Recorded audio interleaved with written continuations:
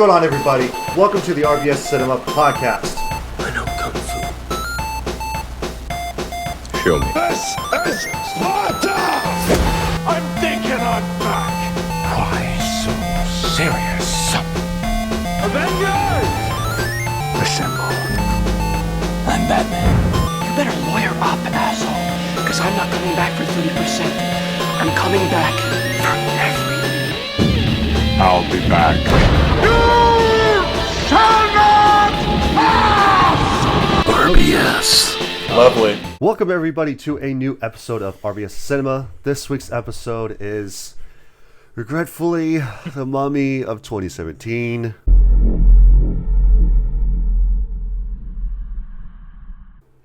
So, buckle up for this one. And if you guys are just tuning in, we are doing a whole month of November. So this whole month we're talking about nothing but skips. So if there's a movie that is on this month that you really like The Mummy or last week's episode of War of the Worlds, which if you haven't checked that out, go and do so.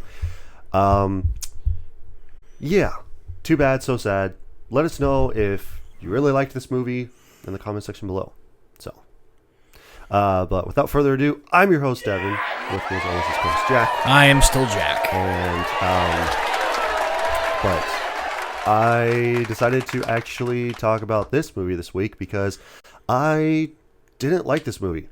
And also given the fact this was supposed to launch a universe and it started and then it failed with this one, kind of says it all, doesn't it? So, and this isn't the Brendan Fraser, version of the original, 1998 or 99 movie. So, this is the 2017 Tom Cruise joint.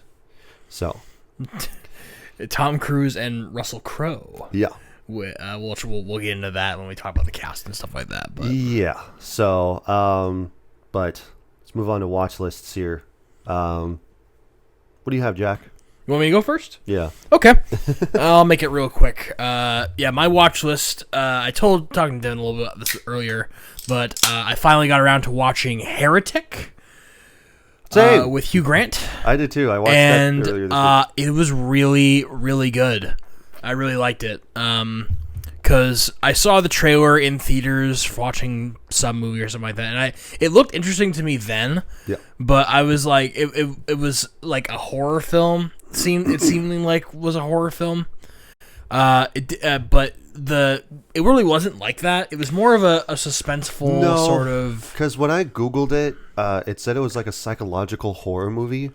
And Which I don't not know really. if it's really psychological. It's more of a like suspense film. Yeah, it's more like really. a suspense film. It kind of makes you think a little bit because the whole plot of it is that it's Hugh Grant. He has these two girls that come that are They're Mormon missionaries. Yeah, the Mormon missionaries, and they come, and so he was asking questions about the church and stuff and the religion. So they came over to talk to him a little bit more about it. And because that, I didn't even know about this, but when you try to invite somebody of the Mormon faith, especially for women, I don't know if it's the same for boys or men, but for women, in order to talk to a male figure, they need to have a woman present in the room. Yes. Either a roommate or a sister or even a wife. Yes. So they're invited in, and so then they get held captive in the house. But Yeah. the whole thing is that he's trying to determine if they really believe in their faith or if they disbelieve it because of I do love the fact of how he actually talks about religion. It's like you're listening. Game of Monopoly. It's like you're talking. It's like you're sitting in on a theology lecture from a professor. Yeah. Like Hugh Grant has a great delivery with all of his lines. Oh, yeah. He is never malicious. No. Ever. Not at all. No. But it comes off as malicious too. The only threat that it's implied. Yeah. Basically, it's the implication. He's not threatening or anything like that. It seems like it's so interesting because he's just talking it over. Yeah. And yet the girls feel like they're just in danger the whole time, which they are, obviously. Right. And unbeknownst to them, there's a secret that's hiding and stuff like that. Yeah, but and I was surprised about how long they could just sort of keep going, because how interesting could it be just listening to Hugh Grant talk the whole time? Yeah, for like but he's, almost 2 hours. No, but he's really compelling. It's very interesting to listen to him talk about this sort of stuff. And plus, like, you wouldn't envision him of being like a villain or anything like that, right? But I do love the whole scene.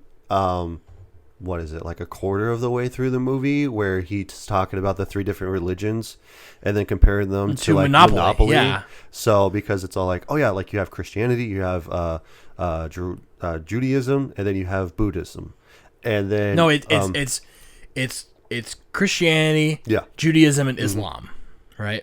And then Mormonism.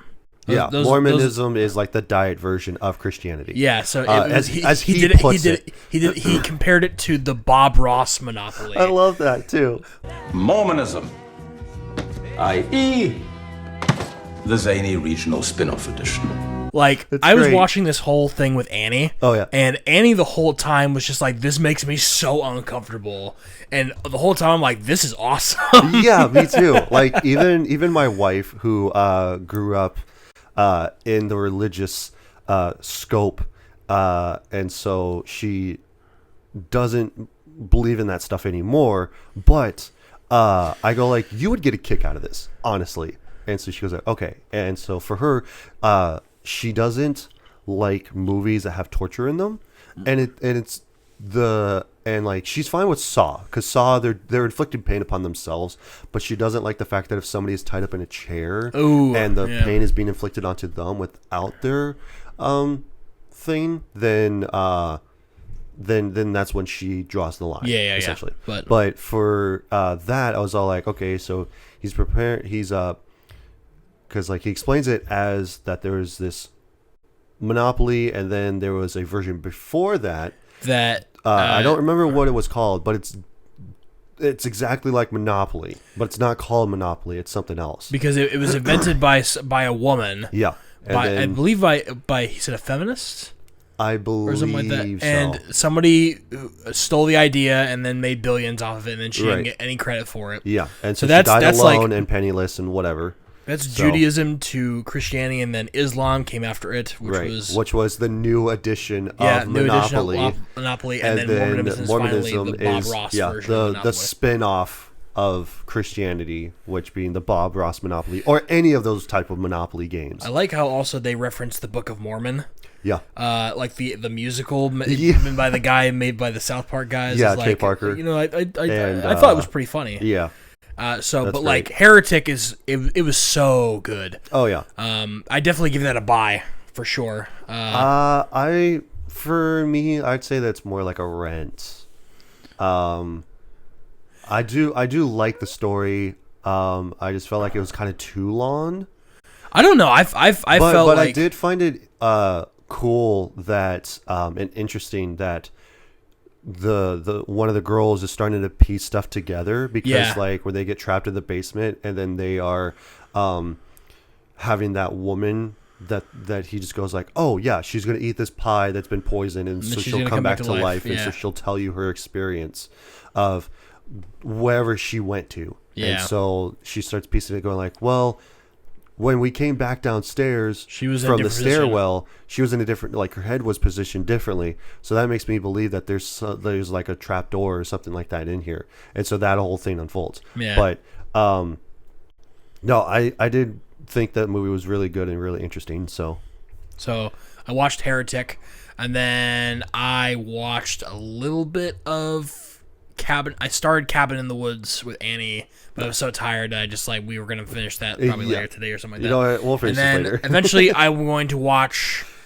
Guillermo del Toro's Frankenstein. I was gonna watch that last night, but I was like almost 3. I think it was like 2.5 hours. Yeah, so like, it's pretty late right now. That'll be something for me to watch this weekend or next week. And then I watched the first 5 episodes of Spy Family season 3. Nice, because that's out now, and I didn't even realize it. So yeah, the new episode dropped today, actually. So I'll watch that when I get home as well.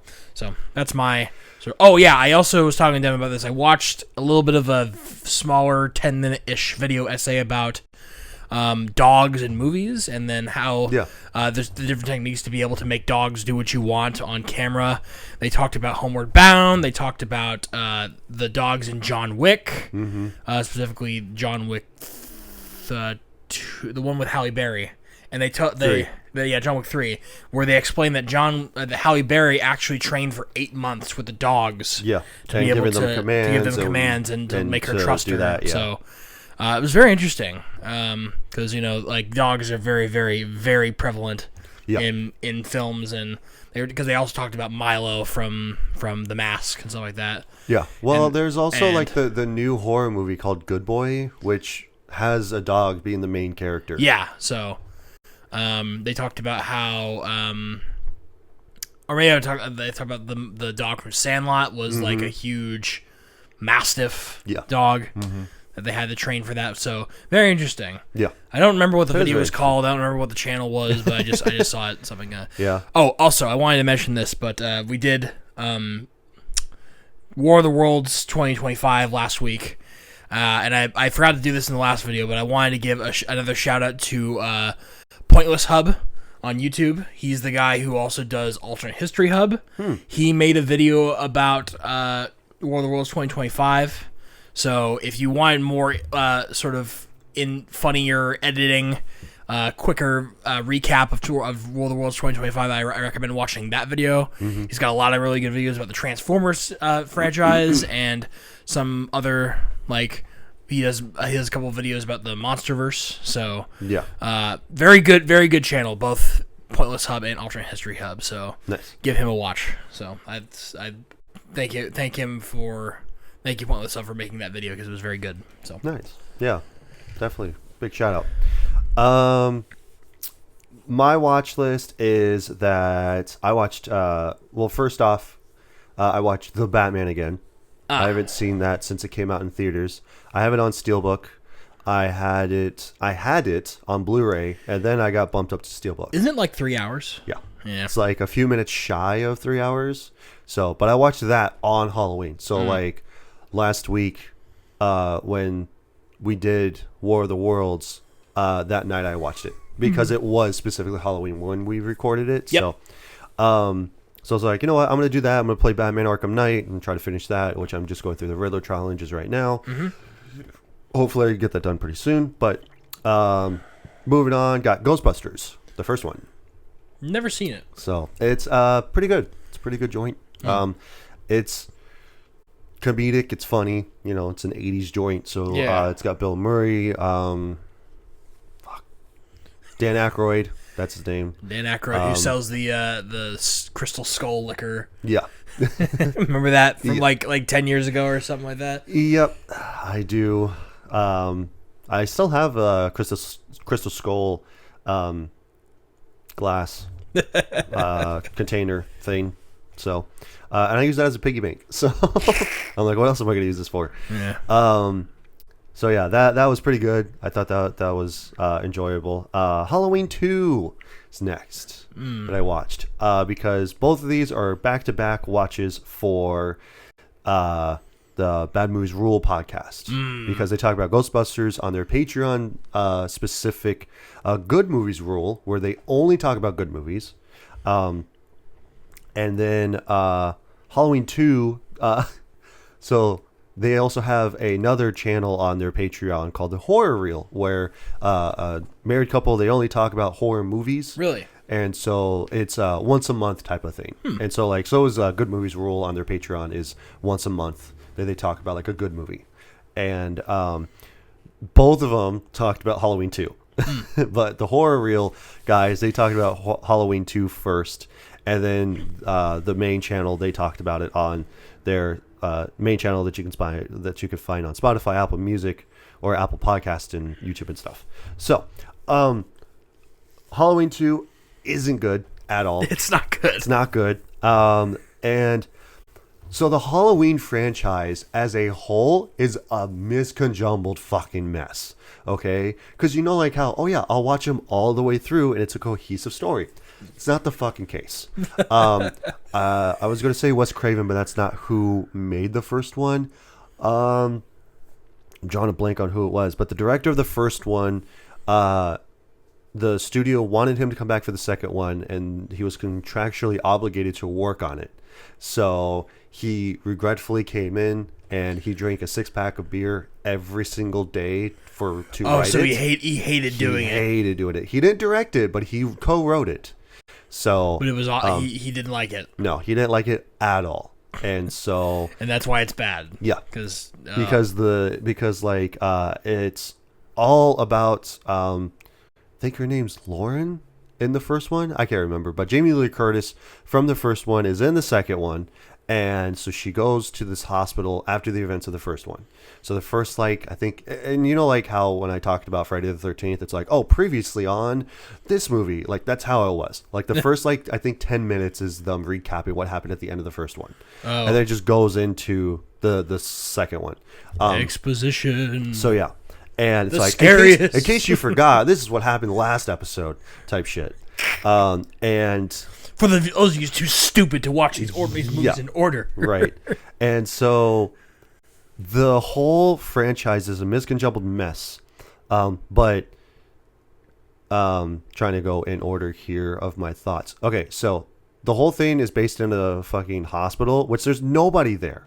There's only 3 or 4 of the workers, two girl, 2 guy nurses, no doctors, no patients. There's 2 babies in there. Nobody's watching any of this stuff. Michael Myers comes in and just kills all of them. Tries to kill, like I said, I think her name's Lauren, if I remember. And then doesn't have that happen. She shoots him. The whole building explodes.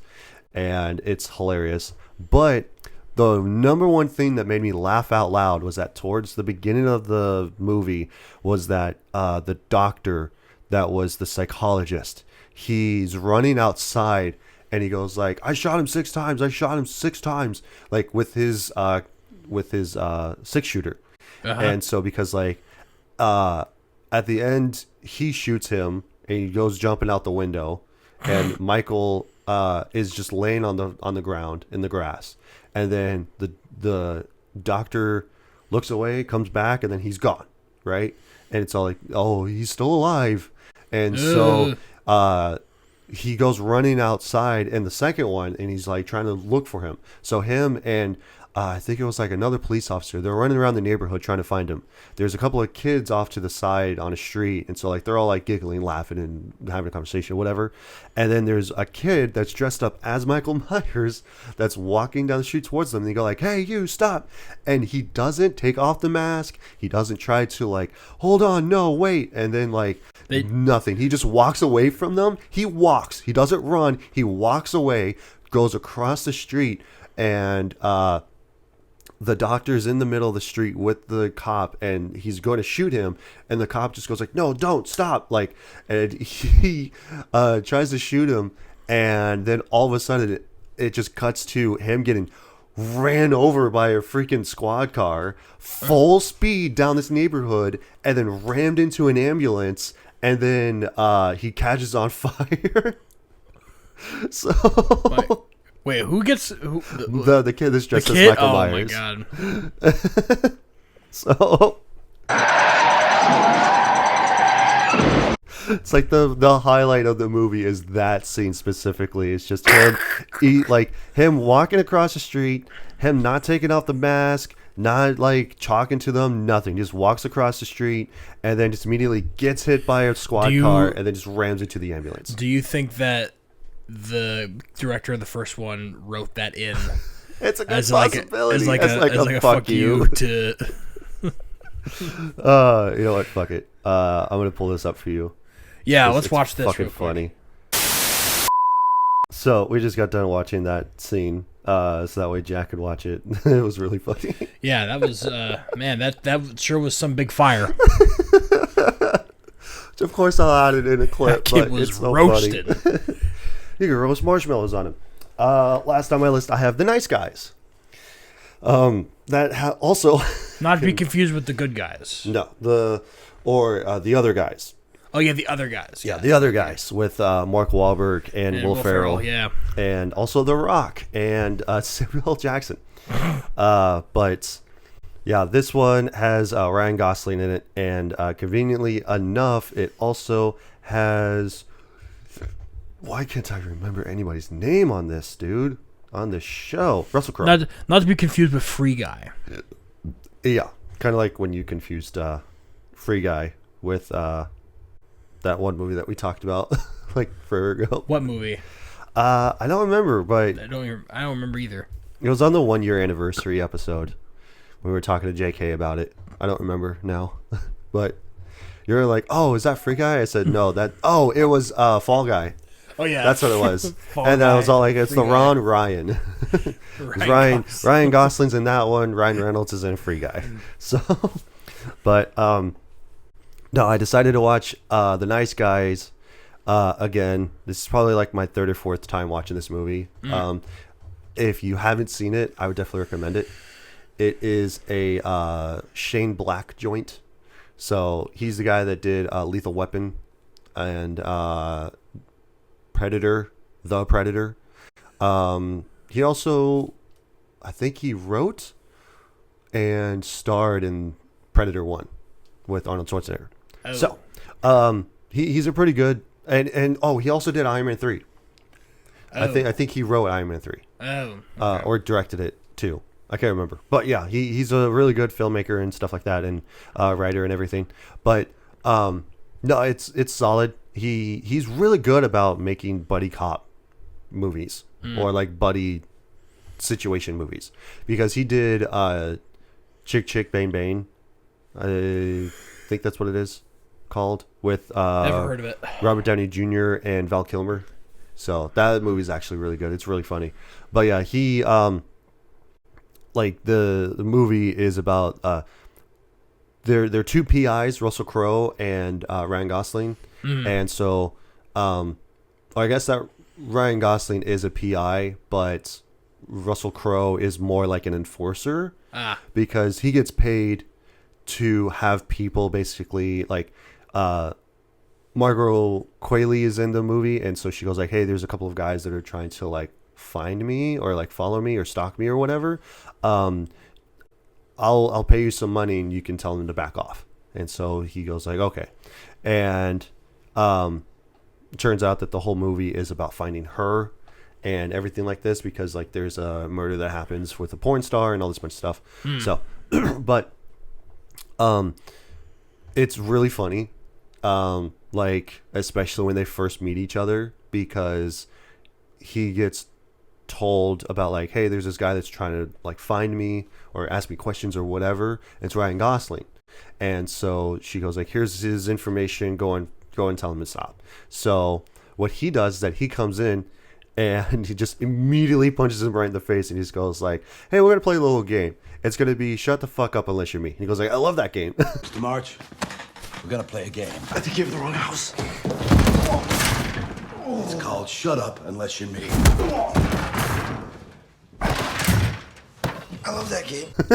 So, and it's really funny in that sense. And then Ryan Gosling is just like, all right, like, what do you want? And he just goes like, all right, like, I need you to stop looking after Amelia. And he goes like, all right, done. He goes like, really? He goes like, yeah, like I'm done with this shit. Like I'm completely done with it. Like I'm tired of this. I'm not doing this anymore. And he goes like, oh, okay. Well, who hired you?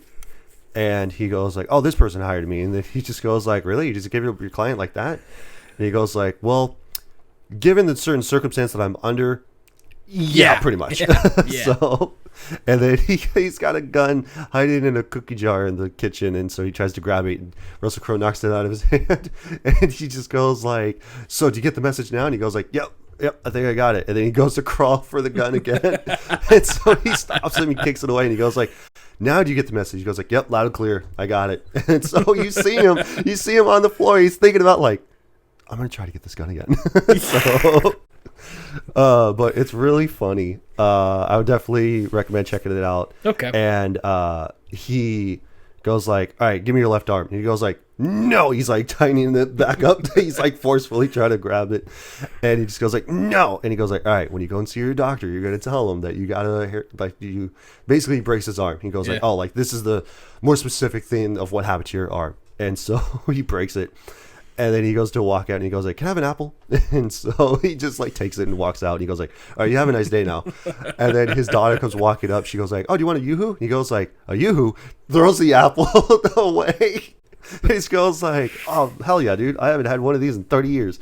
So the comedic and humor and the action is so funny. Like Ryan Gosling and Russell Crowe are great in that movie. So I would definitely recommend checking it out. Like I said, I've seen it like 3 or 4 times now, so it's really fucking funny. It's great. All right. So before we get into The Mummy, I wanted to thank you all for tuning in, watching, listening, however you guys are doing it. Really appreciate you guys being here. Would really appreciate it even more if you were to subscribe to the channel, leave a like, leave a comment in the comment section below about a movie that you guys want us to talk about, because who knows, we might talk about your favorite movie, we might talk about a movie that you want us to actually give more in depth about, you guys being interested in watching, or what have you. Also be sure to share this around with anybody that you think might be interested in a couple of guys joking around, talking about movies and stuff. Would really appreciate that as well. I want you to tell all your friends about me. And yeah, so let's get into The Mummy. So, bare bones, what the movie is about is an ancient Egyptian princess is awakened from her crypt beneath the desert, bringing with her malevolence grown over millennia and terrors that defy human comprehension. Pretty much, but stupid. Directed by Alex Kurtzman, and we got writers David Cope, Christopher McQuarrie, and Dylan Kussman. Kussman? I think it's Kussman.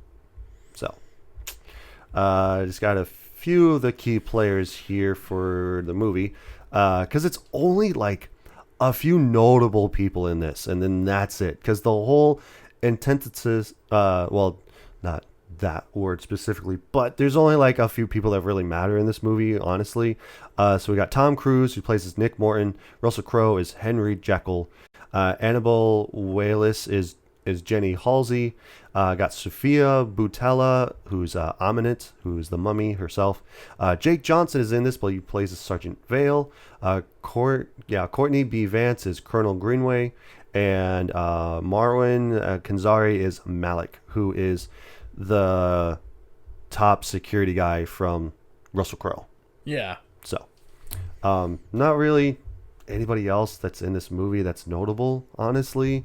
So it's just mostly those people that really are the focal point of the movie. Yeah, not a huge cast on this one. No.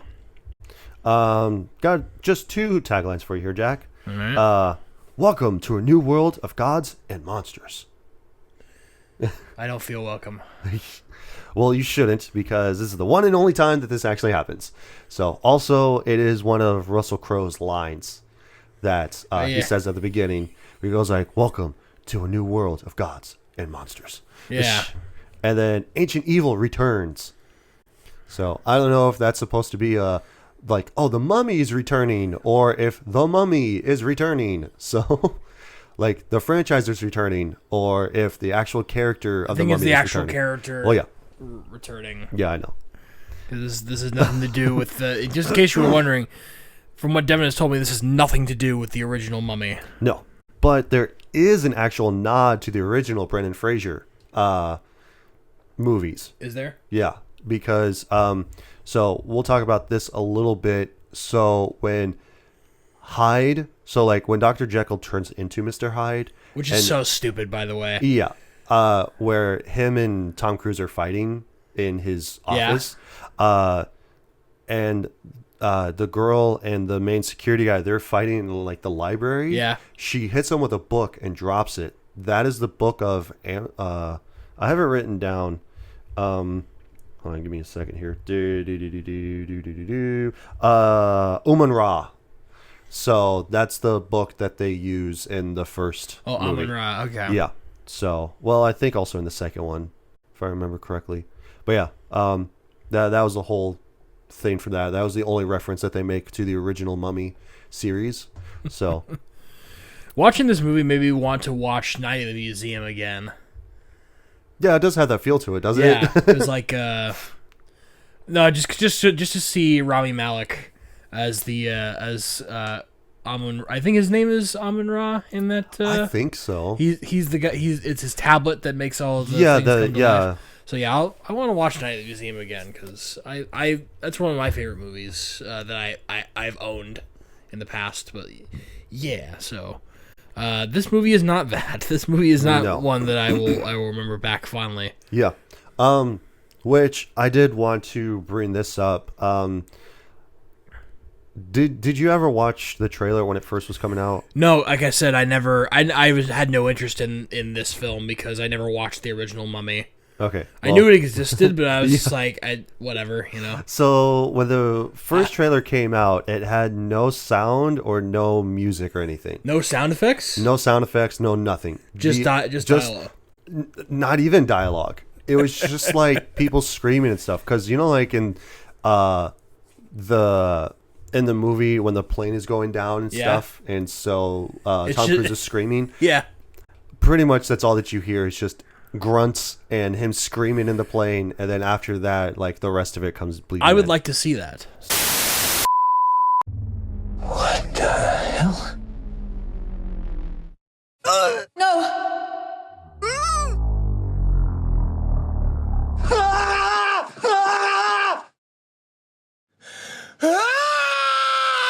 Very exciting, right? Makes you want to watch the movie.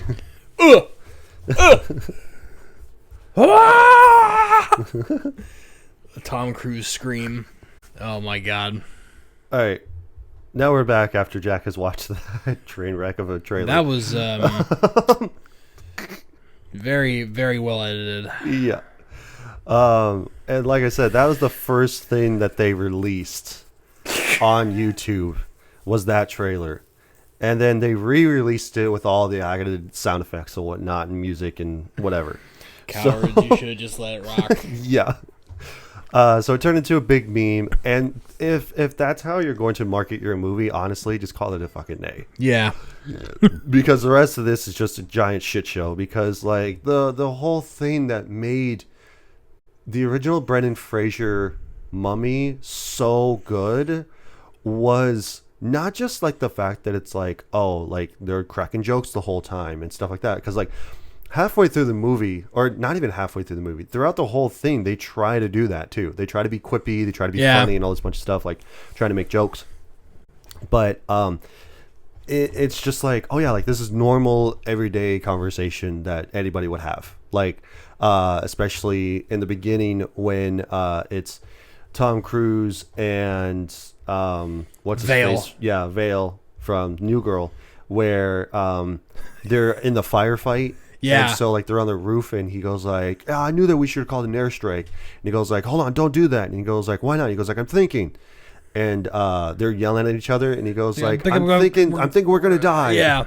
So and that whole scene is so funny to me because like for the longest time I'm like, they're just getting shot at, but where are they? Where are the shooters? Right. Where are all these insurgents that are shooting at them? Right. And then like there's like one shot of all of them being there at the very. It's so jarring. Like, oh, there they are. They're all together all at once. Yeah. Like this whole time they're getting shot at, all you can see is just the effects of like the bullets. I'm like, ugh. The ricochet and stuff like that. Yeah, you'd think The they'd dust. be like up on the rooftops. They're getting such clear shots at them. Oh yeah. Behind cover, but like I was just Right. like, ooh, there's not a lot of extras in this movie, are there? Right. And there are, but like it's in very controlled bursts, you know. So I was like, because like this whole time you gave me your impression of this movie. You said it was bad, Yes. right? So it was really bad. I mean, of course it's a skip because this is a month of skip. So I was just waiting for like, when does this sort of get really Better? really bad? yeah. No, because like the it's mid for the most part. Yeah. Like a lot, I mean, like vast like- swaths of it are just sort of like, okay, it's like lots of bad CGI. I Yeah. will say, Yeah. lots of really Oh, bad yeah, CGI. there's times to when it's like they're talking and it's like her eyes are supposed to, like, she's supposed to have double eyeballs. Yeah. Or not double eyeballs, but like basically she's supposed to have like double irises and stuff Yeah. like that. And like there's times to when it just looks out of place. Yeah. When she's like talking to somebody. I was mostly talking about the zombies. Well, yeah, that The too. zombies look Yeah. terrible. Yeah. Well, yeah, the mummy zombies bullshit, Yeah. whatever. But yeah. They're zombies. Yeah. Like, pretty much. And but yeah, like the whole thing was that like Brendan Fraser was a treasure hunter. yeah. Like he was an explorer, and then he meets the girl where she's more of an archaeologist. She Right. she wants to put stuff in the museum and like not try to sell it and try to get money for it. She wants to have her own discoveries and stuff and have her name in the limelight, whatever. Which they try to do that in this film too, but it doesn't Yeah. really work. It doesn't convey like it does in the first one, like the original Mummy movie, because when we're first introduced to her, she just slaps Tom Cruise in the face, says that their night together wasn't that It was long. only like 15 seconds. Yeah, and then like You- he stole her feigned, map. You feigned 15 seconds of real human intimacy. Yeah, It's like, why'd you say it was only 15 seconds? right. like- But and so she was the explorer. He wasn't. He's a military guy. He's in the army. He's supposed to be for like army intelligence, I guess. I think so, because like when we're first He's the scout team. Yeah, when the movie first opens up, it's through the Crusades, and Which stuff. I think is so stupid. Like it's a movie about the mummy, and your first scene like is of the scene Crusades. is of like the Crusaders. Yeah, Like you know the Knights Templar, right. and And then they're they burying bury this- one of the guys with with a this stone, jewel. and you don't understand why until like it's sort of just like Here's the explanation of the mummy from ancient Egypt. Now, why why is it? why is it so important? I guess it like yeah, technically the Second Crusade they did steal stuff from Egypt, Yeah, but it's like okay, I guess. Right. Why would you open with that? yeah, And then like I see Russell Crowe, and I'm like I didn't realize it was him at first. Like is that Russell Crowe? I'm offering you a partnership. You, evil incarnate.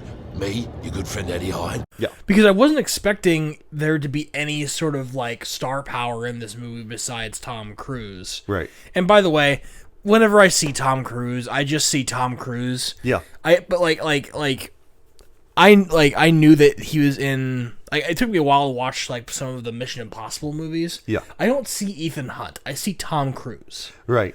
And even with like Top Gun's a little bit more believable because he's like Yeah. he's in a plane the whole time. But like Right. anytime you have Tom Cruise in an action film, it just feels like Mission Impossible. Right. Well, It's- especially like now, modern Tom Cruise, not like 90s Tom Cruise. Like Right? Because post 2000s he was Tom Cruise. because he was in like is A the Few Good same Men guys. too. Yeah. So like that wasn't like but he's just only in action films Right. nowadays. So like even Edge of Tomorrow, at least that one was a little bit more interesting because it had a unique gimmick. Right. And he wasn't constantly like getting shot at and stuff or like running through someplace. Yeah. You know, but like Because like that now it's become a meme of him of just like in all of his movies he's running. Yeah. He's basically like the running man in all of his movies. Yeah, so, like- and plus he does all of his own stunts for the most part. But like when I saw Russell Crowe, I'm like, how did they screw this movie up if they have both Tom Cruise and Russell Crowe in it? And you'd be surprised. It was very easy for them to do that. Yeah. Because I was just like, I'm sure it can't be that bad if it's got Russell Crowe in it, and then they make him good evening, Mr. Morton. Yeah. Mr. Morton, by the way, Nick Morton. Yeah. My name is Dr. Jekyll. Yeah. Are you fucking kidding me? Right. What isn't Dr. Jekyll and Mr. Hyde is from the tail end of the 19th century. Yeah. Like it was a book that was written in 1888. How are you alive? Right. Dr. Well- Jekyll and Mr. Hyde wasn't immortal, No. right? He was Well, I mean, like because like so the whole thing about this is supposed to be the intro to the Dark Universe. Yeah, I know. I But- get that. I know. But yeah, I don't really understand why they had Dr. Jekyll being the main focal point of the whole monsterverse. Like, he's at the center of it. Of the dark universe. Yeah, so he's at the center of it because he owns this organization that goes off and he hunts these monsters to experiment on them and to try to basically, okay, you're wreaking havoc. Guess what? We're going to take you from here. We're going to put you in our facility and we're going to lock you up. And that's essentially what they're they're doing. a secret society. Monsters are real. Ooh. Yeah, and gods. Don't forget the gods. Monsters are real. Oh, nobody cares, though. Yeah. So, but yeah, especially... Satan exists, and he's actually... he was an Egyptian pharaoh before he was Satan. Yeah, pretty much. Don't you know, idiot? Yeah. Because they're totally the same. Yeah. But yeah, like, this whole movie, because, like, even with Tom Cruise, like, he's a military guy. He's in the army. Yeah. And, like, he's army intelligence. And not only that, he's like pilfering. Yeah, like basically. when we're first introduced, like, okay, you know, like, he's an adventurer, so like he's just like Brendan Fraser. And so like then he's got his friend, Vale, who's supposed to be with him. That's like, but it just turns out that they're army intelligence, and then Vale just goes like, no, this is a bad idea, like we shouldn't do this. And he goes like, oh, come on, like, where's your sense of adventure? It's like, kind of like the Tomb Raider thing. Yeah. It's like, where's your sense of adventure? It's like, it's in my fucking pocket, like back in the U.S. Where the fuck do you think it is? And like, and then immediately they get shot up, and they're running through this village, and so they're just like, oh yeah, maybe we shouldn't have done this, because even Vale just goes like, oh, we should call in an airstrike, so it scatters them, and that way we can go in and we can do whatever we need to do. But especially when they do call in the airstrike, the whole village is decimated, for the most part. And then they open up this hole where there's the catacomb now. Yeah. And where they discover the mummy and the sarcophagus. Because there's a whole exposition at the beginning of the movie explaining like what's up with Amenet and the mummy thing. And who she is and what she did, because like she was supposed to be the next in line for power, for being the pharaoh. Yeah. And so then the pharaoh had a son. Yeah. Then her dad had a son, and then it immediately went to the son, because if you are the firstborn, if you have a son, the seat goes specifically to the first male heir. Yeah. And then so she was vindictive, so she wanted power, and then so she sought evil power, and so she called on to the evil gods. Set. Specifically, the god of death. That's what it was. But more specifically, Set is the god of death and the god of chaos and the desert. Yeah. Not necessarily the god of death. No. Because there's a lot of different gods of death in there's Osiris, there's Anubis, but Set's more of like a destructive god. Yeah. In Egyptian mythology, so. It's a bit weird that it couldn't, because like there's good death gods and there's good death gods. So I guess if they had to pick an evil god in Egyptian mythology, they would have to go with Set. Right. So she like pledges herself to Seth by like cutting herself, and then Seth gives her doing a blood ritual. Yeah, and then Seth gives her like power, basically. Right. Which is like, okay, well, I gave you power, but now you gotta bring me a male form, right. And then she kills her dad and then her brother, her baby brother, and she killed the mom, I think. Well, she killed her. It's not shown, but they did say that she killed her mom. Yeah, too. She kills her whole family basically, and then. Then finally she gets a random guy and she'd be like, I'll have sex with you. Well, it was like her lover. I get that she was training with is what it was. I guess I forgot that part. Yeah. But so she's like this really capable like warrior, woman back in the Egyptian times, and so she attempts to sacrifice him, and then she gets stopped by some Egyptian guards, priests or something like that, and then she gets locked up and mummified alive. Yeah. Which, why wouldn't you just kill her? Right.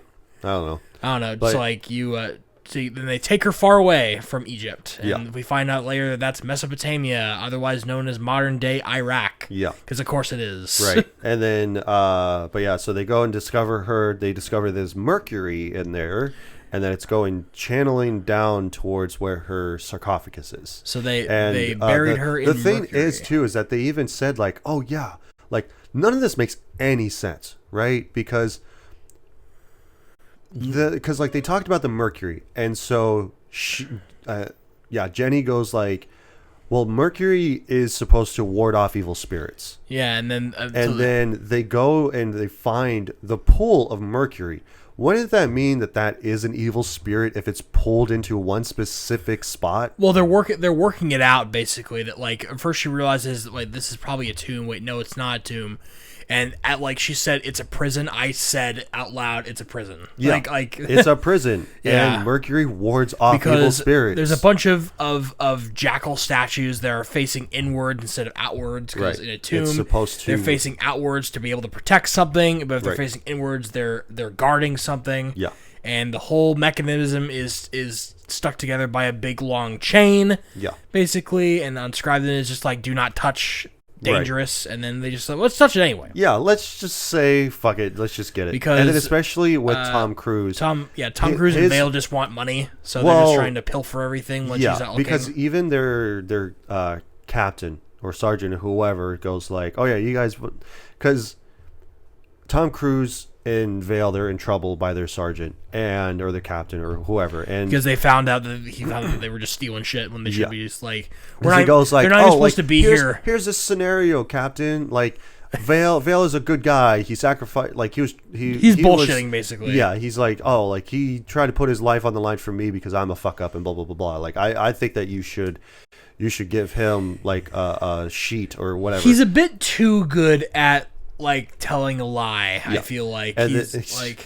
And then the captain turns around and he goes like, well, let me run a scenario by you. I think that you guys were out here trying to fuck around and try to steal shit so that you could sell on the black market. Is that correct? And he just goes like, no, like that's not what we're doing at all. No, like, but he isn't even like that. He has an answer for everything. Well, yeah. Which I kind of find unbelievable a little bit. Like, plus when she's first introduced, like, okay, first of all, she's not even introduced. She just walks in, slaps him. They don't question who she is. Only he plays it off of like, who the fuck are you? And all this bunch of shit. But then they talk about that they had sex like a few nights ago, and then he stole her map and stuff like that. So that way that he can get the treasure for himself and then sell it on the black market so he can make a quick buck. But she wants it to specifically put it into a museum and have her name on it, pretty much. But she's not really like even doing it for the sake of conservation or like protection of like ancient Egyptian like antiquities. No, she's just doing it so that she can get credit for the discovery, which is kind of like what you were talking about, how it's not quite the same as the dynamic in the first movie. Which, by the way, I'm taking your word for it because I haven't seen it. That's how the dynamic is. Oh man, I you also should like watch the first Mummy movie. I should now after watching this one, but like I also like how it's like first thing we see the chemistry between Jenny and Tom Cruise is like they basically Tom Cruise fucked her over. Yeah. And then spoiler by the end of the film. And then fucked her over. Yeah, but like spoiler by the end of the movie, he saves her life. Yeah. And it's like so over the course of maybe a couple of days, you have like completely forgiven him, and now you're like, oh my god, oh man, like I love you, yeah. I love you, Tom Cruise. I'll do anything for you. So, yeah, it's really dumb. So anyway, we're back down in the tomb with a pool full of mercury, which, wow, holy shit, that's a lot of mercury. Yeah. I didn't even know that there could be that much mercury. I don't know if there's like a depository of mercury somewhere. Or something. I don't know how. I don't know how that works. But like, they basically had a mechanism where it dripped down from the ceiling in the first cavern, and it channels all the way specifically to the it's like sarcophagus. A waterway that went to like where the sarcophagus was. It all pooled down there, and the commander was like, "You guys got to go now. There's more insurgents coming on the way." And it's like, well, we got to have a team to get out of here. And then Tom Cruise just shoots the chain. And the whole mechanism. Yeah, because like Vale is arguing about how like, okay, like we got to get out of here, and she goes like, no, like we gotta take it, and then he just goes like, you know what, fuck it, shoots the chain, and then it all just comes up. And it's like, really, you just shoot it once, and the whole thing like well, it's held up by rope. Yeah, but like, if it was so secure and so dangerous, wouldn't you have made it like secure enough to make it so that it wouldn't just like one link in the chain just like Has it all unravel and come yeah? up? I thought that was pretty dumb. Yeah. That it just takes one bullet. Yep. Not And even then it like comes out. I would believe it if it was like an explosion, Right. like if like a grenade, Yeah. like sort of set it off. Kind of like in Tomb Raider, where there's but a set of challenges that you have to go through in order to get to the yeah. tomb. I would So- anticipate the Egyptians to be a little bit more tactful than that, but no, it just takes one 9mm bullet to unravel Right. this like Plus, there's no ancient traps. There's no mechanism nothing. for They just went like, okay, we're just gonna bury it. And this just say, ancient fuck it. mechanism for containing Yeah. like an This most ancient powerful fucking being and on the evil. planet. Yeah, so But it's like, yep. Now they get it out, and as soon as he breaks the chain, a bunch of spiders come down. yeah, And I like how it says that like they're camel spiders, they're not poisonous. And it right. But one of them Vale, bites Vale. and he dies. Yeah. He gets turned. Well- even though they said it was literally not poisonous, Right. Somehow Well- he dies. Well, it's the fact that she did it, the mummy. Because I like, think that's really weak. You It could is. have had like a scorpion or something. right. Because like if because later on when she's being imprisoned at the facility, like she's talking into Egyptian to smaller spider. have a spider go into a guy's ear, Yeah. and then basically infect him so that way she could take control of him. Basically mind control. Yeah, I So like guess. that's basically what it is, because then It's not very well explained. it's not. None of this is fucking explained because we don't know who the hell Jenny is. We don't know why she's here. Also, why the fuck does she need help from the army to do this shit? Like, that's my biggest thing too. But it's all based around Russell Crowe. Yeah. That's all that it is. And Which he works for. What's the organization that he I don't know. works? I don't fucking Did they care. even mention like what? Like No. I thought it would be like some sort of stupid name that references like. it's Argus. Oh yeah. Oh no. There is a name for it because it's like some phrase in Latin. I think I forget what it was called, but like he said specifically that like they Well, work for doesn't matter. like okay, it's gonna bug me. I'll figure it out later. Yeah. But yeah, so now they're on the plane and stuff, and They get whatever. the sarcophagus out, and like immediately when they start pulling it out, there's a bunch of birds, crows Well, like- in Iraq. Right, and they just follow the tomb, which is like, okay, something's not right Yeah, they here. follow. They also, I thought it was funny that they're hoisting it by helicopter. Yep. Like they're it's flying. not they're- on the plane yet. They're flying it with the helicopter. They chained couldn't at have. the They couldn't rope. have put it into a bigger helicopter than that. They didn't have a bigger helicopter, so they just. Nope. It reminded. You know what it reminded me of? You know that footage of the rescue helicopter coming to get the 70-year-old hiker. Yes. And they they lift her up. They're trying to lift her up as the helicopter is like still like on the ground, so they're Yeah. trying to airlift her out of there, and she just starts spinning. Yeah. And she just is spinning at like 50 miles per hour or something Yeah. like that, like spinning around. Like she called the cops to be able to come get her. Yeah. That's why I thought of when I saw the sarcophagus sort of spinning Right. as it was going. And by the way, a sandstorm is following them. Yeah. Oh, the thing- I also thought it was funny because like when they opened up like the hole that's in the ground, there's a face in there with its mouth gaping open. Yeah.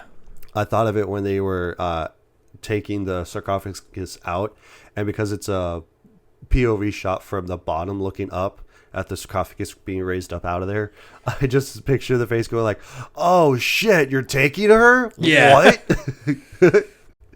So I thought that was pretty funny. But They get it out of like, there. yeah, so they get it out of there. They're on the plane, and now they're on their way to the base and Just stuff. narrowly avoid the And- sandstorm, by the way. But Yeah. like fuck those other guys that were on the ground that just got swallowed up by the sandstorm. Right, but and the- Vale gets brainwashed because now he's dead from the spider bite, and then Which is I think he's is like just I think standing it's there. just weak. He's just standing there cutting the rope, he's just like slowly cutting it. It's not like shink. It's just like him just kind of like this. And then the corporal comes up and goes like, "Hey, what are you doing, Vale?" And just immediately stabs him. He just goes like stab. And then justifiably, the other two like army guards on the plane, stand up and they point they their shoot him, guns which at him. like yeah, you were. They didn't shoot him, but they just pointed their guns at him. And then, of course, Tom Cruise freaks out and he goes like, "Hey, like put your weapons down." And then Vale comes up. He's trying to swipe at him, and he goes like, "Dude, what are you doing?" And then he grabs one of the guy's guns, and then he just like accidentally shoots him.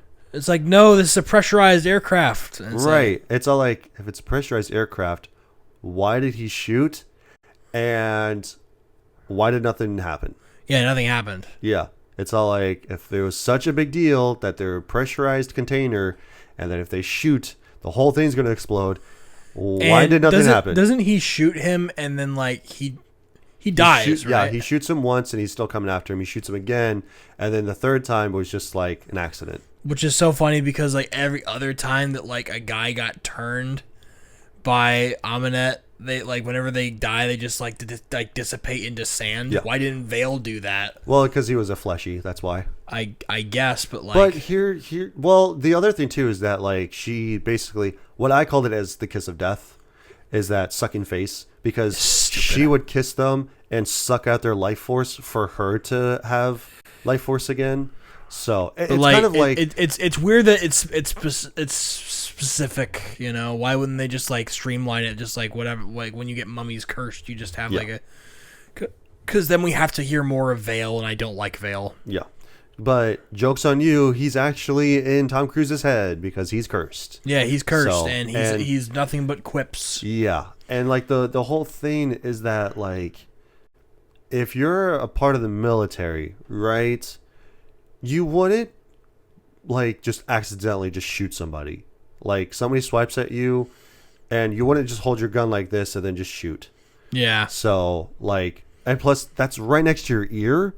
Your eardrum is fucked. You're deaf in one like, ear. What is that gun that like that firearm technique? Plus, he didn't have it hold like his finger wasn't on the trigger. His because of course, when you're trained to have your finger off the trigger. But when you are in tactical mode, you have to have your finger. Well, yeah, on the obviously. trigger. But he didn't have it on the trigger the whole time. Like he was holding it off to the side. And then like just on the trigger guard. Somehow the bullet fires on its own. Yeah. Very cool. But then a bunch of crows like attack the plane. They get to the cockpit like, and it's just like we're going down. And also, how are crows that high? Aren't they up in like 10,000 feet in the air or something? How are there crows up there? Well, Jack, they're undead crows. Let me break it down for you. It's the Mummy, okay? The Mummy is going like, "Hey, get me the fuck out of here." The crows are like, "Okay, we'll fucking crash the plane."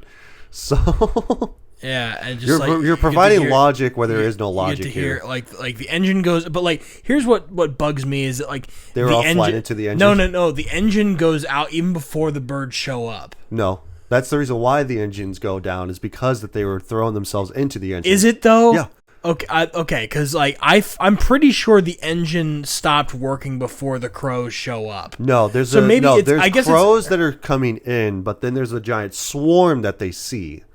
So okay, but like I don't know. I just feel like the engine went down even before the crows started showing up. So maybe it was like implied that before, like little bits of crows. Yeah, before the whole swarm comes up. There's a few crows that are still coming at them, but they take out one of the engines. Maybe I missed that, but like it would have been nice if maybe like the plane shook a little bit, like when the engine went down, or something like that, to imply that like they're like something is fucking with the plane. So they go up and investigate, and then the pilots die because like they're like the crows just start flying in, and then the plane starts to crash, and there's only one parachute for some reason. Well, no, there's several, but nobody grabs them. Nobody grabs them, even though the plane's crashing. Because there's only like a couple of other army men that are on the plane, and they both just get like launched out of the plane. So, and surprisingly, Tom Cruise and Jenny are the only people that are there at that point. And then she's the only one that has a parachute. And then he's allegedly killed into the crash because then they But go after to the morgue. he saves her life, and now she's internally grateful. Yeah. Well, the whole thing is that he wakes up in the morgue. Yeah. In a bag. And so like the doctors are having her Identify go the down bodies, to identify yeah. the bodies. And so for her, she's just like is coming down, and then he wakes up in the body bag, and He's naked. He's butt naked, and then toe tag is Vale, like a deceased unknown. Vale reveals himself, It's like, and then he just goes like, "Hey, like you're cursed." You're cursed. And he just goes like, well, the first thing is that like I didn't like how this was explained, because he goes like, "Oh, what's happening?" And he goes like, "You know what's happening." And I'm like, No, how the we fuck? don't. No, he doesn't. We don't even know what the fuck is going on. Because like And originally plus, when here's he's the thing too, is like in that crash, why are all of them just like perfectly fine? Like their Yeah. bodies, like none of them have been exploded. None of them are missing body parts. They're all perfectly fine and pristine. Yeah, not a so single is scratch he. on Tom Cruise. And so it's Yeah. like, how the fuck does that happen? You were in the fucking airplane when it crashed. Yeah. and it fucking probably it was a exploded. very violent crash too. Like Yeah. like It was miles spinning, of and then miles of debris. Like Yeah. they literally say it was like the debris sites are miles apart. Yeah, There's a big AC-130 that crashed in England. right. What was I gonna say? Oh yeah, because this whole thing happened because Tom Cruise stared at the sarcophagus when it was brought out, Yeah. So and then now he's cursed because she she starts imprinted on him. she saw "C'est ta pays," Yeah. meaning my chosen. Right. Which I'm pretty sure that's not what that means, but No. But yeah, so they leave, they go to the bar, him and Jenny, and then he goes to the bathroom because, of course, you got Vale that's off to the side by the bar, and he just goes like, "Hey, meet me over here," and he just goes like, "Hey, okay," and then they try to be quippy about this shit too. Yeah. Like it would have been better if it wasn't quippy, right? I feel like because Yeah. like if it was a more like kind why, of more serious, why is he the comic relief? Why is there need to be Right. comic relief? In because this movie? then because like they're talking in the bathroom and Vale just tells him like, "Oh, you're cursed. She wants you," and all this bunch of shit, like explaining to him what's going on. And then these women start to walk into the bathroom, and he goes to close the door, and he goes like, "Well, you did walk into the women's restroom, so there's that." And then he looks around and he realizes that there's a tampon machine on the wall, and he just goes like, "Ah, shit." And because they're not in London yet. Yeah, After this, they are. but they're in England. Yeah, they're in England. Yeah, there's some weird tonal Shifts. dissonance in this film. It was like, is it supposed to be funny? Is it supposed to be scary? action. Is it supposed to be an action film? Like, Right. Because, like, even in the original, it wasn't a combination of any of that. It was just, like, of a funny action movie. That's what Yeah. it was. But it wasn't heavy on the action. It was heavy on the adventure. yeah, it's So I like guess you can call it more of an adventure movie. Yeah, comedy. I guess. So, because, like, this one is more like, it's not even an adventure movie. It's more like an Action horror comedy. sort of So- movie. It's like multiple genres, but it doesn't do well at any of them. I sort of knew I thing. should have fucking... Jack of all trades, master of none. Yeah. Sort of deal. But yeah, then we have the whole thing where and like I said, when there's these two, what is it, cops that come down to one of the crash sites where the mummy is, and they're then cops. they discover the sarcophagus, and then she It's sucks open. their face. Yeah, and then she turns So- into zombies, and then she looks less gross. Yeah, and And like I then- said, like I call it sucking face because she's literally sucking their face. Yeah. So, but he ends up like having this whole idea of going like, oh, like I know where the tomb is, because she gets on the phone, talks to Russell Crowe about the fact of going like, hey, I need you to bring him back, no more questions. Yeah. And so she goes 'cause- like, hey, like I have this friend, he can help you. Like- we have to go to London, but we have to go now. And then he goes like, but I know where the tomb is. Like, didn't you say that the tomb was important and stuff? And she goes like, well, it's not that important anymore. And I'm just like, what? What? And then he just goes like, okay, like I know exactly where she is. So they go there. And- They go to the church or a church, right? Yeah. Because she lures him there because, wow, she's in her head and she's controlling him. Yeah. because we couldn't have guessed that. Right. Because like he tries to say that she's controlling him because he has a vision of him going out into the alleyway and she's there and he gets swarmed by rats. And then he almost gets hit by a car instead because he wakes up. Wakes him up and she's like, I think she's in my head. And he's like, no, that's ridiculous. And he's like, yeah, you're probably right. Right. And then like they find out, oh wait, no, she was the whole time. And it's like, yeah, of course she was. I do Why love... you're seeing things? Of course she's in your head. She's an ancient evil mummy thing. I do love the fact that in the church scene, when she's going to like sacrifice him to bring the evil one, like her lover, bring Set. Yeah, into human and so she's on top of him, Yeah. and like the other mummies are like holding him and bounding him down. That she lifts up his shirt, and so she's like going like caressing his body and stuff. And I'm just like, what am I supposed to be feeling here? Right. I had this written down to where it's all like, I'm Tom Cruise. It's like, I'm getting the weirdest boner right now, Yes, dude. it's Why like- is this kind of sexual?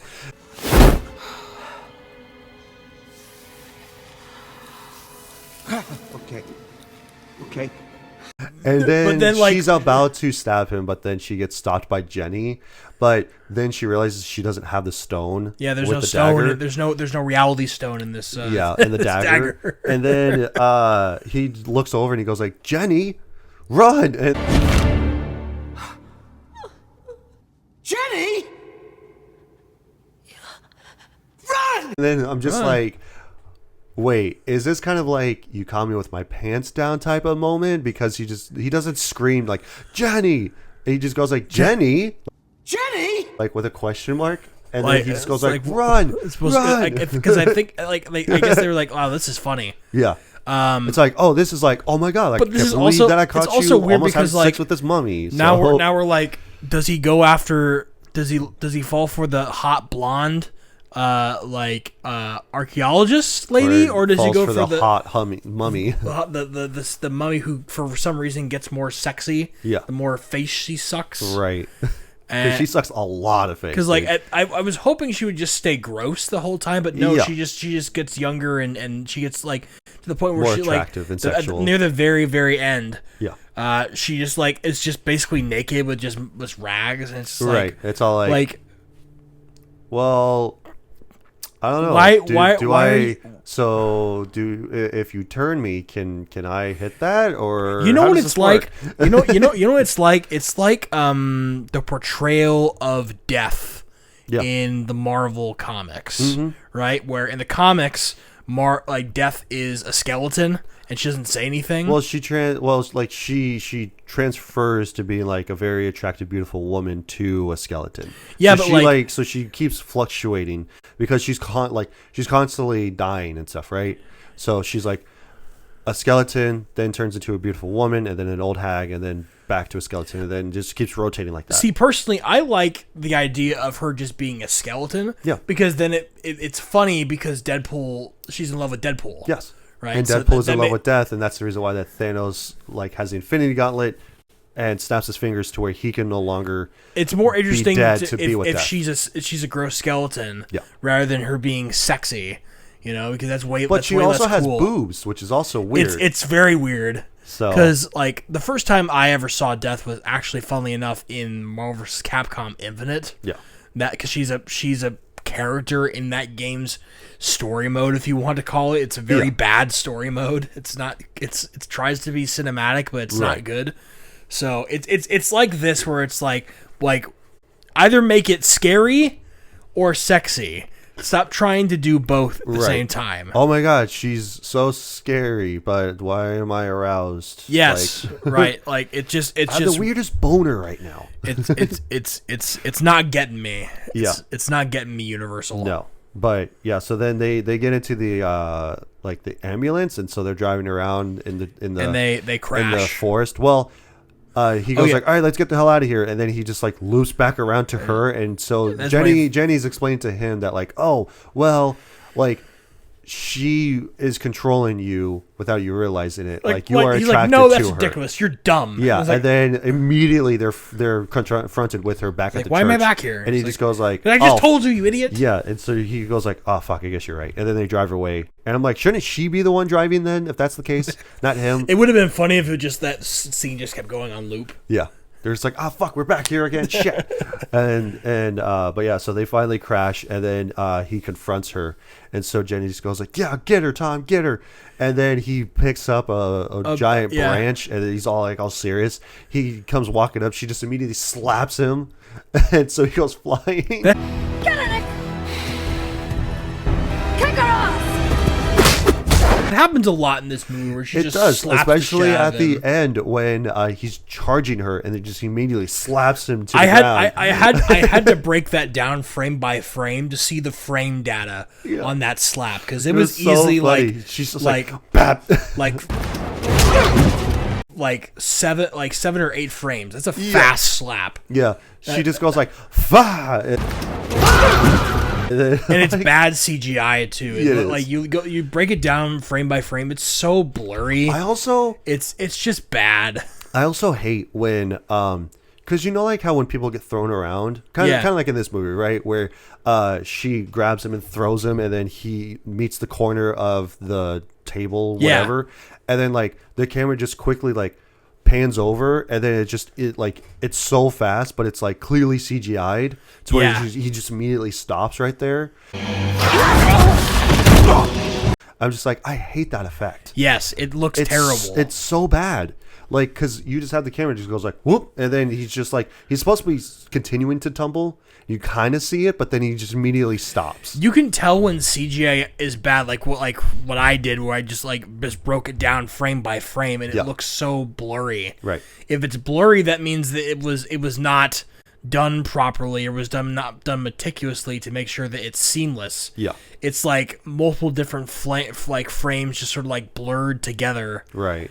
To make it look like something is happening really, really fast, but it just when you watch it in real time, it just looks terrible. Yeah. And that's a lot of the CGI in this film, Right. Which is crazy for a movie that came out in 2017 and a movie that is supposed to be kickstarting your franchise that was supposed to go on probably up until this day. Yeah. You know? Like, Iron Man looks better than this film. And that was made in 2008. Well, when it was in production, it was 2007, the year prior. But so 10 years. Yeah. 10 years after that movie came out. Right. Like, and it's still shit. so.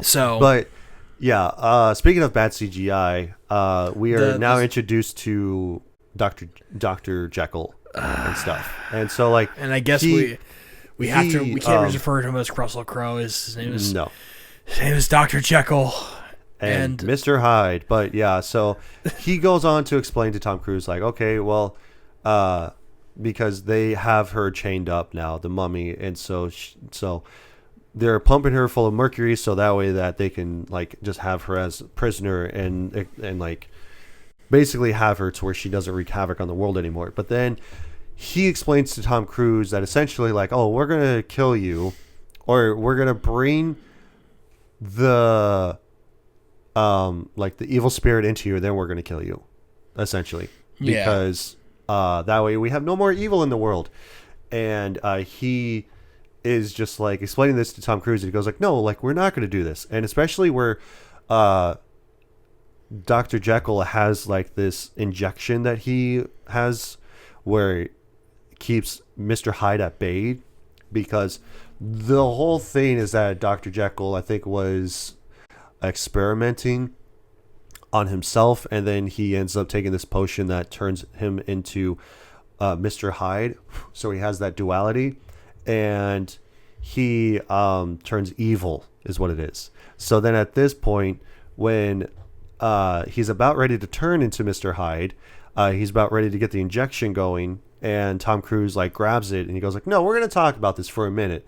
And Jenny and the main security guy, they run out of there, and then Dr. Jekyll tells him to run, and so he slams on this big red button to shut down his whole office. and Mr. Hyde comes out and he's like way more powerful for and some shit. for some some fucking reason. And so like he keeps telling him of going like, come on, think about it. Like if you turn evil, then I'm already evil, but I'm going to be your right hand man, so we could just rule the world over. So I'm offering you a partnership. You, evil incarnate. Me, your good friend Eddie Hyde. And I don't remember what it was, because like I did like the way that this sounded when he starts talking about like, you evil incarnate, your good old pal Mr. like Hyde, like at your side and stuff like that. Eddie Hyde. I did like that flow of dialogue, but the rest of it is just bullshit. You, evil incarnate. Me, your good friend Eddie Hyde. Like I just find it really stupid that plus the other thing like too Dr. is like Jekyll and Mr. Hyde he doesn't in modern change day. at all.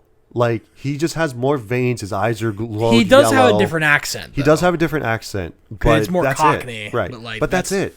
He's just stronger when he's Right. Mr. Hyde for But he whatever doesn't reason. change because like It would have been nice if his hair grew out maybe a little bit more because Right. like that is what certain happens. iterations of Dr. Yeah. Jekyll and Mr. Hyde do. Right. He's not just like, oh, he's like a lot more powerful and shit. No, he's fucking is more evil. And yes, he is stronger, but you have to have some sort of way to signify this as a bigger thing. Yeah. Instead of him just going like, oh yeah, it's just Russell Crowe, but now he's different. So, like, And like you can't like, do that the problem is solved almost immediately because he just injects him with injects it. him again. Like how convenient that like a cool thing of Dr. Jekyll and Mr. Hyde, even if it wasn't like really weird why it wasn't a thing. It's just like, oh, the whole conflict of that whole thing. It boils down now. Just stab him with the needle. Yeah. And also the fact that like once he gets injected with the serum, he just goes like, oh, thank you, Mr. Morin. And then he just immediately grabs him by the collar, fucking somersaults off of the fucking table, and then just kicks him right into his bookshelf that's behind his desk. And then now he's knocked out. I'm like, that was completely unnecessary. Well done, Rosamond. Well done.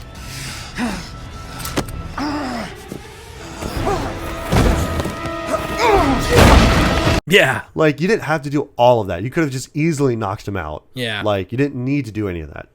But yeah, and then like that was the scene that I told you that they had the Book of Amun-Ra. Yeah. From the original Mummy series.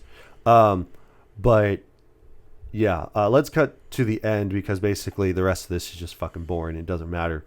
But yeah, this whole thing is that she gets out of the facility, and then they are now at this catacomb. Because like she chases them out of the facility, and she summons the sands of Egypt. Yeah, that engulfs London. Aren't the sands of Egypt supposed to be red? Why is it a white cloud? It just looks like a dust cloud. Right. It just looks like that she just got sand from the beach. Again, yeah, and she's all white too, and I guess it's like. Like it's not like I guess. Well, it white is dreary in London, so yeah, but like there's an overcast 95% of the time. You could have used a little bit more color, I suppose. If she literally says it's the sands of Egypt. Yeah. If the sands of Egypt, then it should be a red sandstorm. Like they had a red sandstorm earlier in the film. They CGI'd that, but they were in Iraq.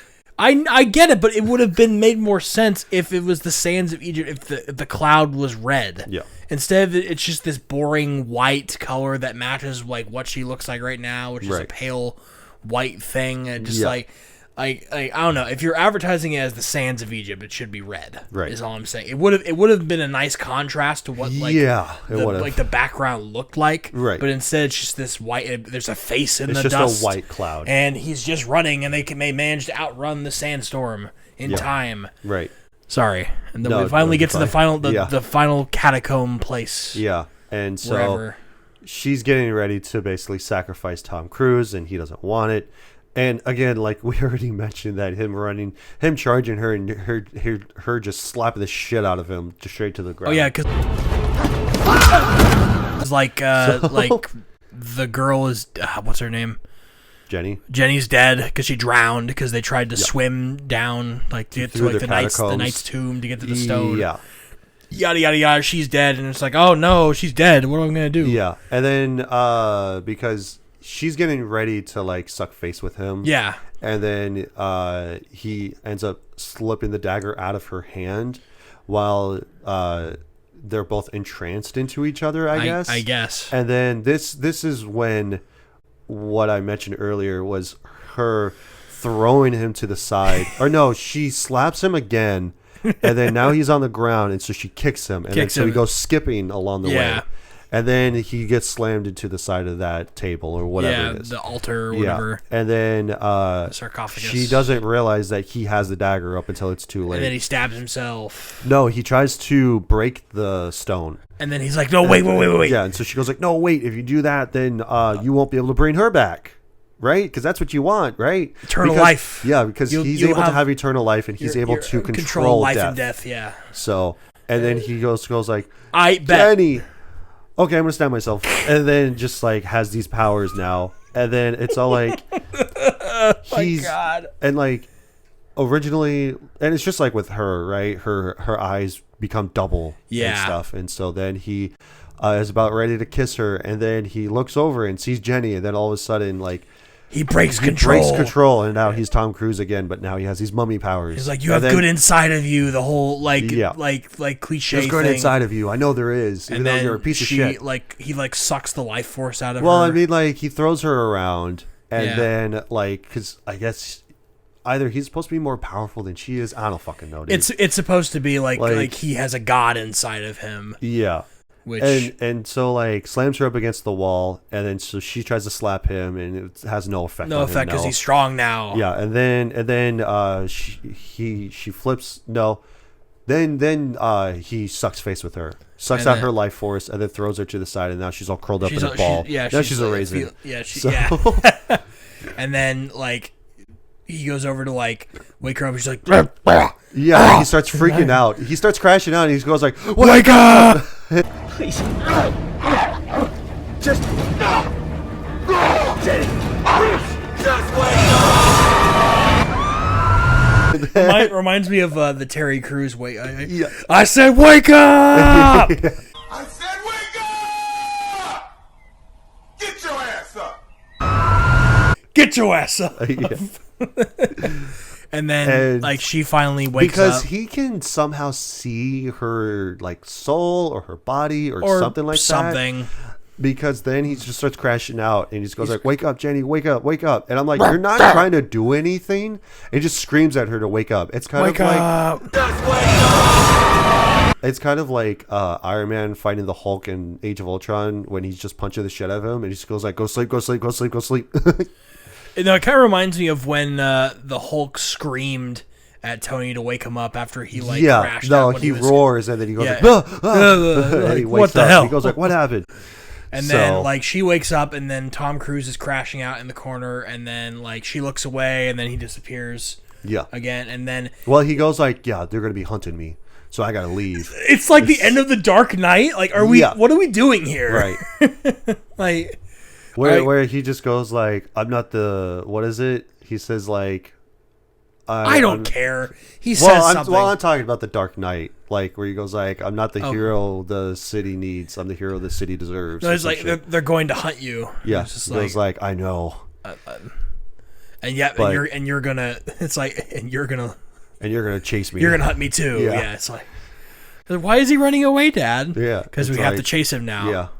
Because now he's a bad guy. He's the Dark Knight. He's a Dark Knight. Yeah. Dun, dun, dun, dun. Because he's not a hero. He's a silent guardian, a watchful protector, a dark knight.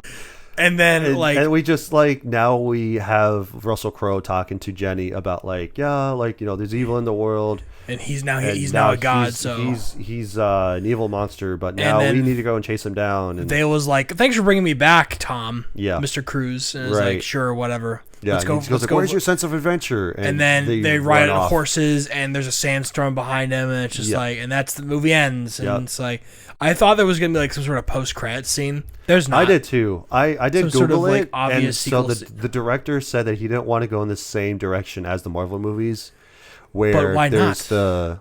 Well, it kind of alludes to the fact of with Russell Crowe, like having this secret facility to where they're going to go and hunt the monsters and stuff. By the way, they lock her up again, even though she's like done. Yeah, She's, like, but defeated. this time they put the Mercury inside the tomb, and then they shut the tomb, and then it's over. Actually like a metal thing. So yeah. Anyway, that's the end of the Mummy remake, Yes. 2017 Tom Cruise Fiesta. Right.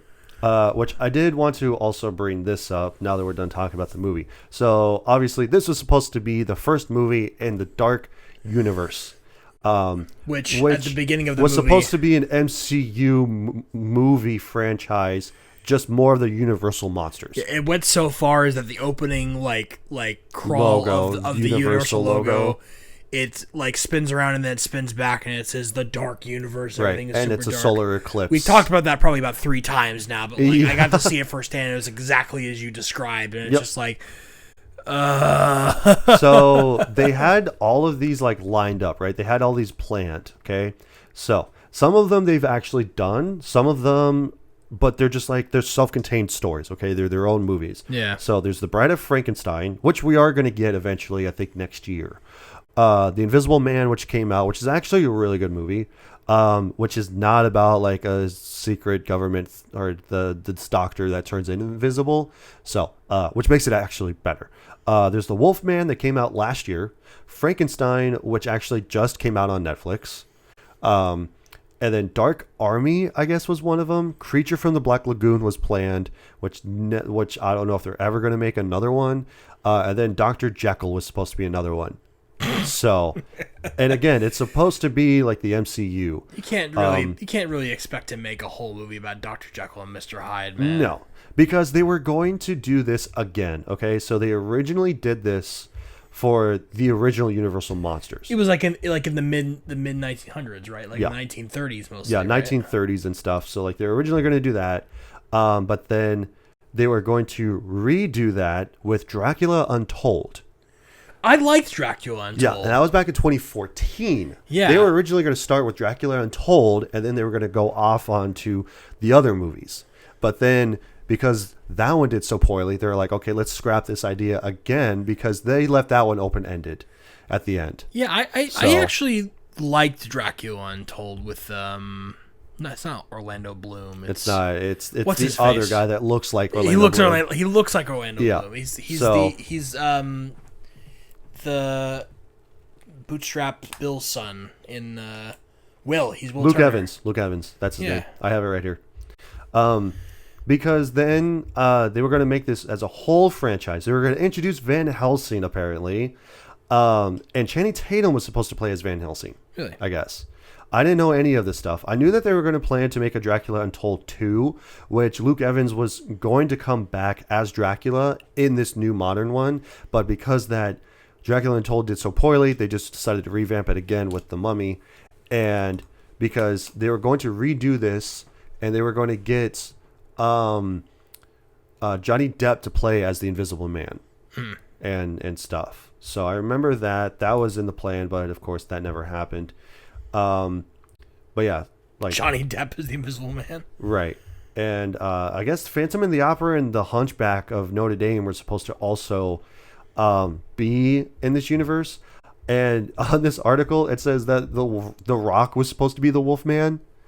So, or like they wanted the Rock to be the Wolfman. So See, this is what happens when you create a when a franchise idea comes from the mind of marketing instead of in the mind of I don't know. Let's keep this writer, going. A writer Like, or yeah. a director, right. you know.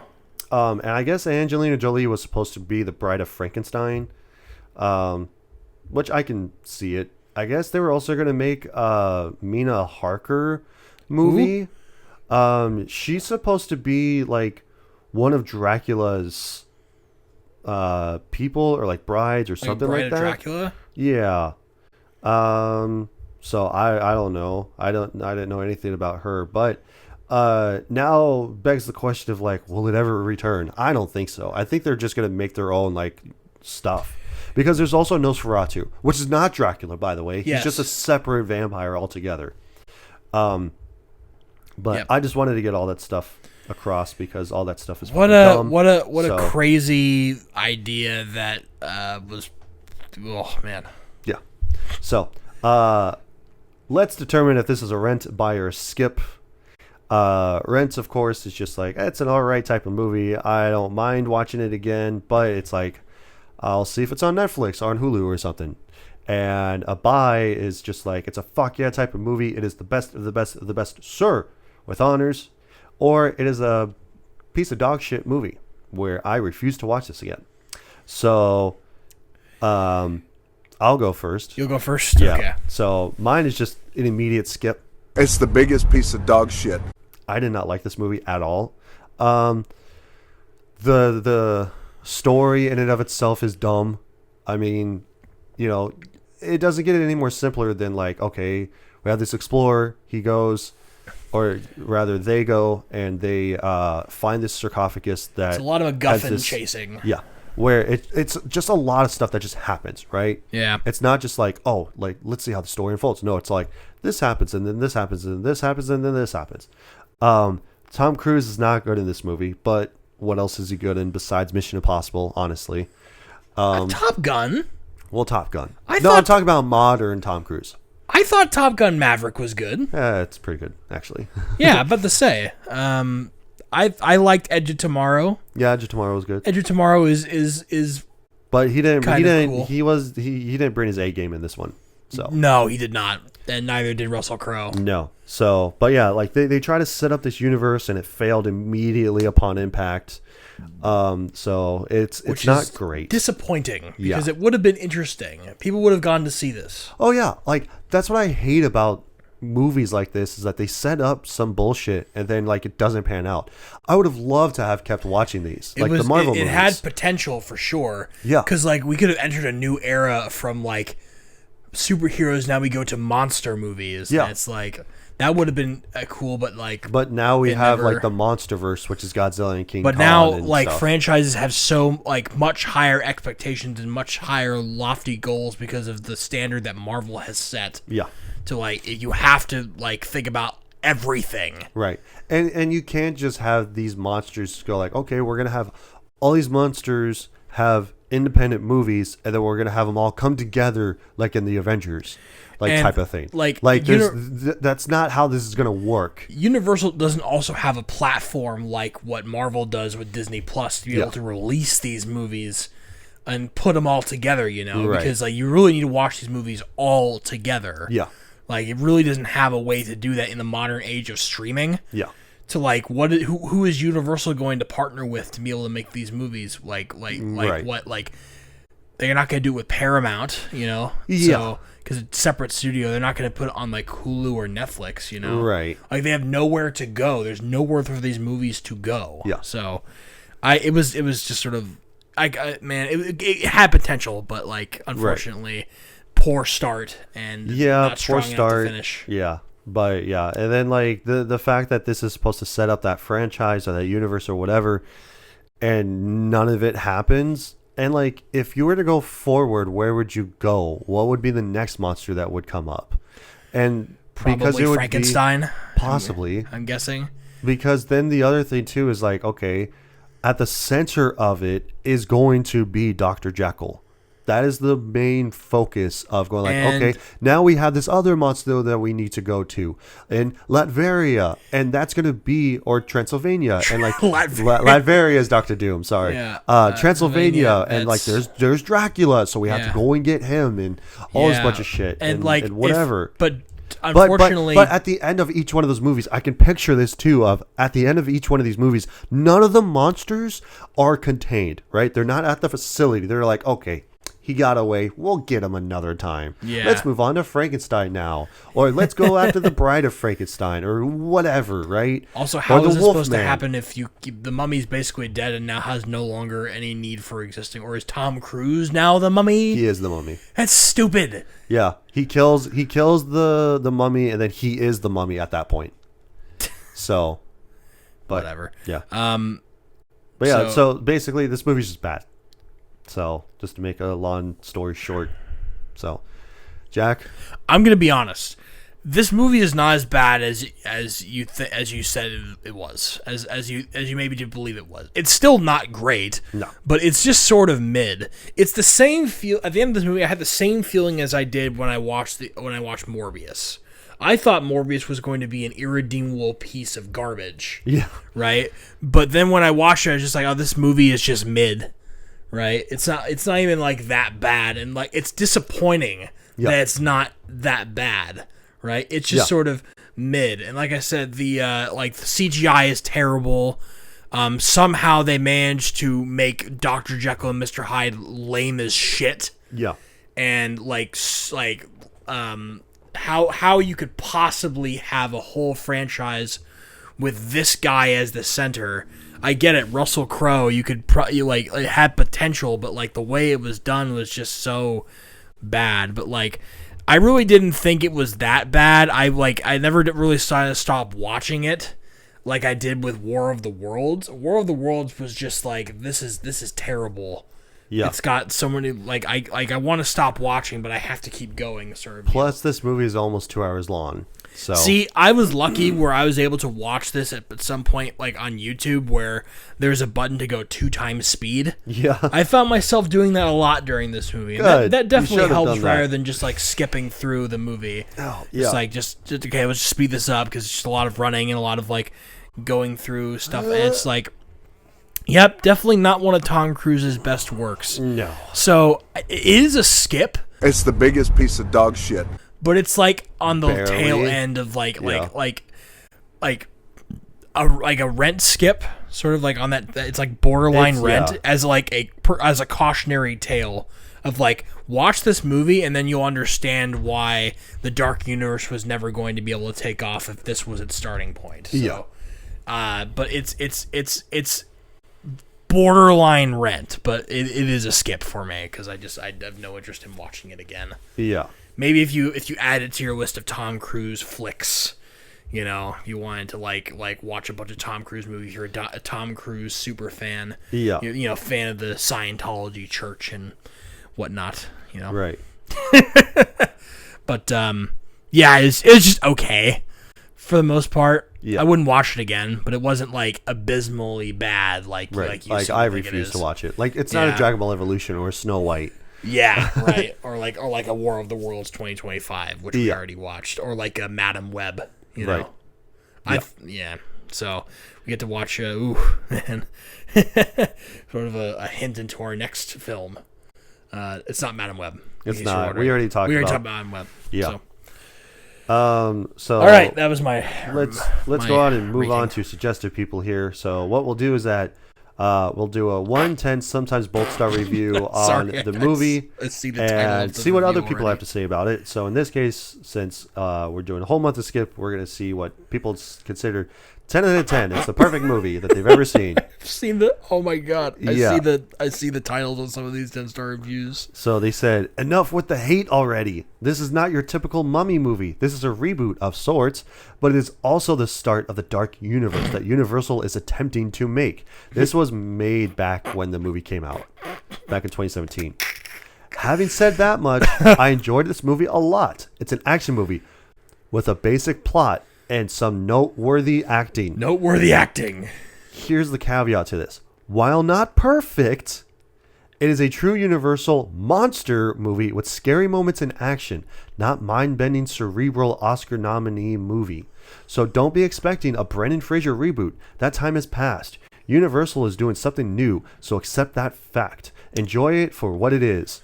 If that is the fact, then you cannot say that it's a 10 out of 10. It is not a perfect movie. You can give it like an 8 or a 9. Right. I think like that was it's these like preventative sort of reviews. Yeah. Where it's like it's like people like I know what you I think I'm gonna get into your head when I write this review. It's all these people who are gonna hate these movies are hating on it because it's not the Brendan Fraser mummy. Right. And it's like we have in this whole review we never talked once about how this is not like the first one. Yeah, it's like it's. And we didn't compare. It's not from trying the to be one. the first one. We didn't. It was never trying to be the first one. It's trying to be like it's trying to be its new own thing. Yeah. Yeah. Like it's trying to be a more modern take on the Mummy, because even with Brendan Fraser's Mummy, there was one that came out before that, and it came out in like the 30s and shit. I can tell when you this whole fucking franchise first started. There is no the fact that it's trying to be like the first Mummy movie in 19 with Brendan Fraser is not the reason people hate this movie.